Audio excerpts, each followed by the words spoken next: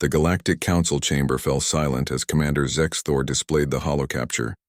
The image showed a human, small and fragile by galactic standards, kneeling beside a Krathzul, one of the most feared predators in the known universe. The chamber erupted in confused chirps, clicks, and synthesized protests. "This is impossible," declared High Arbitrator Velnix, her crystalline form refracting the harsh chamber lights. The Krathzul shows no signs of aggression. Its feeding tendrils are retracted. Commander Zexthor's mandibles clicked nervously. The human designated as Dr. Sarah Chen has been observing this specimen for 3 solar cycles. We thought she was studying it for termination protocols. Instead, He paused, struggling with the concept. She befriended it. The Council had encountered many species across the spiraling arms of the galaxy, but humans remained an enigma. They were neither the strongest nor the smartest, neither the fastest nor the most technologically advanced, yet they possessed something that defied quantification, something the Galactic Council had learned to fear and respect in equal measure. "Bring forth the human," Velnix commanded. Dr. Sarah Chen entered the chamber with confident strides, her worn expedition suit still carrying traces of the purple soil from designation Quarantine World 447. Behind her, restrained by nothing more than a simple synthetic leash, walked the Krathzul. The assembly recoiled collectively. Several members activated personal shield generators. The creature stood nearly 3 meters tall, its 6 legs ending in razor-sharp claws that had torn through reinforced hull plating. Its 4 eyes glowed with predatory intelligence, and its jaw housed 3 rows of crystalline teeth capable of crushing bone and metal alike. The Krathzul had decimated entire colonies. Evacuation protocols existed specifically for Krathzul encounters, yet this one walked calmly beside the human, occasionally glancing at her with what almost resembled affection. "Dr. Chen," Velnix began, her voice resonating through translation matrices. "You were sent to QW447 to assess the Krathzul threat level for potential planetary sterilization. Instead, you have brought one here. Explain yourself." Sarah smiled, that peculiar human expression that could mean anything from joy to defiance. "With respect, High Arbitrator, you sent me to understand the threat. I did exactly that."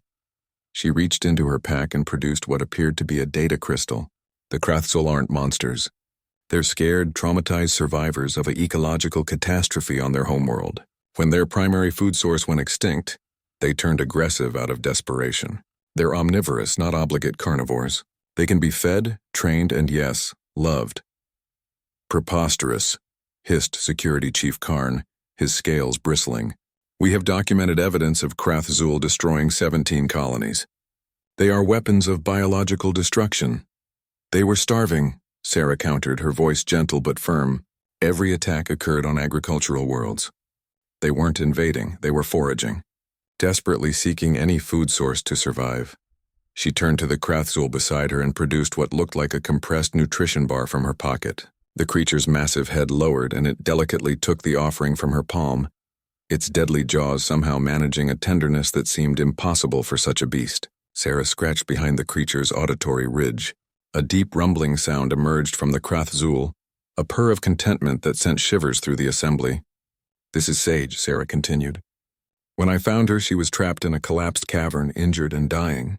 According to your protocols, I should have terminated her immediately. But she wasn't attacking. She was crying, yes, crying. So I made a choice." Commander Zexthor's translator crackled with confusion. "You risked your life for a xenomorph predator?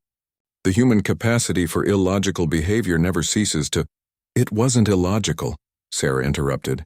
"It was empathy, something humans learned long before we reached the stars. On Earth, we once feared wolves, bears, and great cats. We called them monsters. But we learned to understand them, coexist with them, even bond with them. We turned wolves into dogs, our most loyal companions." Velnix leaned forward, her crystalline structure chiming softly. "You suggest we can domesticate the Krathzul?" "I suggest we try understanding before we destroy," Sarah replied. "Sage isn't dangerous when she's fed, socialized, and treated with respect. She's intelligent, capable of complex problem-solving, and forms deep emotional bonds. Just like humans. Just like most of you." She produced another data crystal, I've compiled behavioral research, dietary requirements, and socialization protocols. With proper resources, the Krathzul could become partners rather than threats, but it requires something many species struggle with: patience and compassion.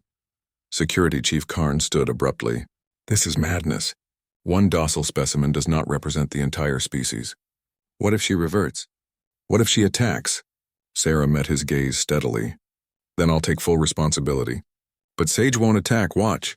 She unclipped the leash entirely. Gasps echoed through the chamber. Security protocols activated automatically. Weapon systems humming to life throughout the walls. Sage stood motionless for a moment, her 4 eyes scanning the assembly. Then she sat on her haunches beside Sarah, one massive paw reaching out to gently touch the human's leg, a gesture unmistakably protective and affectionate. The chamber fell silent once more. 3 months ago, Sarah said softly. Sage could have killed me 100 times over. Instead, she chose trust. She chose companionship. She chose, in her own way, love. The question isn't whether she's dangerous. The question is whether we're wise enough to see past our fear. High Arbitrator Velnix studied the pair before her, the small human and the massive predator, standing together in defiance of everything the galaxy thought it knew. The Council will deliberate, Velnix announced finally. But Dr. Chen, you have given us much to consider. Perhaps humans possess a wisdom we have overlooked, the wisdom of the heart. As Sarah and Sage exited the chamber, Commander Zexthor approached Velnix privately. Do you truly believe this is possible? Galactic peace with the Krathzul? Velnix's crystalline form shimmered thoughtfully. I have learned never to underestimate humans. They see possibility where others see only danger. They offer kindness where others offer only destruction. Perhaps that is their true power, not strength or intelligence, but the audacity to care when all logic says they shouldn't. In the corridor outside, Sarah scratched Sage's massive head, and the great beast's purr echoed through the station like distant thunder, a sound of contentment, trust, and hope for a gentler galaxy.